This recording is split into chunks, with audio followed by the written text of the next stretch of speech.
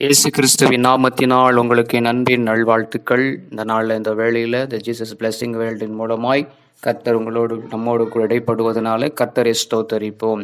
அதனால் இந்த வேளையில் கூட தெரிந்து கொள்ளுதல் என்ற தலைப்பின் மூலமாய் 2 தீமோத்தேயு 2 அதிகாரம் 10வது வசனம். ஆகையால் தெரிந்து கொள்ளப்பட்டவர்கள் கிறிஸ்து இயேசுவினால் உண்டான ரட்சிப்பை நித்திய மகிமையோடு பெற்றுக்கொள்ளும்படி சகலத்தையும் அவர்கள் நிமித்தமாக சகிக்கிறேன். இங்க பார்க்கப்படும் பொழுது பவுல் அப்போஸ்தலன் ஆகிய இந்த தீமோத்தேயு எழுதப்படும் பொழுது இங்க சொல்லப்படுகிற வார்த்தைகள் தான் இங்க இருக்க பார்க்க முடிகிறது.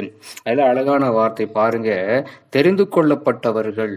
நம்ம தெரிந்து கொள்ளப்பட்டு இயேசு கிறிஸ்துவனுடைய நாமத்தின் நிமித்தமா நம்ம ரட்சிப்புக்குள்ள நம்ம இருக்கிறோம். அதனால ரட்சிக்கப்பட்ட ஒவ்வொருத்தரும் அந்த நித்திய மகிமைக்குள்ள நம்ம போகிறது உண்மை உறுதினா அதை பெற்றுக்கொள்ளுகிற நம்ம உண்மைன்னா, அதனால அது மாத்திரமில்ல சகலத்தையும் நம்ம என்ன பண்ணணும், எல்லாரும் நிமித்தமா சகலத்தையும் நம்ம சகித்து கொள்ளப்பட வேண்டும். நம்ம ரட்சிக்கப்பட்டிருக்கிறோம், தெரிந்து கொள்ளப்பட்டிருக்கிறோம். அதனால சகிப்பு தன்மை நமக்குள்ள காணப்பட வேண்டும். அந்த சகிப்பு நமக்குள்ள இருக்கப்பட வேண்டும். ஏன்னா நம்ம வாழ்கிற வாழ்க்கை ஒரு மாமிசமான வாழ்க்கை, உலகத்தின் வாழ்க்கை. அந்த உலகத்துல வாழப்படும் பொழுது இங்க நிறைய போட்டிகள், அதே போல பொறாமைகள், பெருமைகள் எல்லாமே இருக்கதான் செய்யும். அதோடு கூட நம்ம ஒட்டி வாழ்றதுக்காக சொல்லப்படல. நம்ம அந்த மகிமையை நம்ம என்ன பெற்று கொண்டிருக்கிறோம். அதனால சகலத்தையும் சகிக்கத்தான் ஆகணும். நம்ம கண்ணால பாக்குறது எல்லாம் சகித்து கொள்ள வேண்டும். நம்ம தெரிந்து கொள்ளப்பட்டிருக்கிறோம்.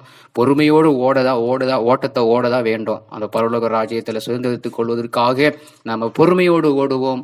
நம்ம கர்த்தர் நம்ம தெரிந்து கொண்ட ரட்சிப்பை நம்ம காத்துக்கொள்ளுவோம். கர்த்தர் தாமே ஆசீர்வதிப்பார். ஆமென்.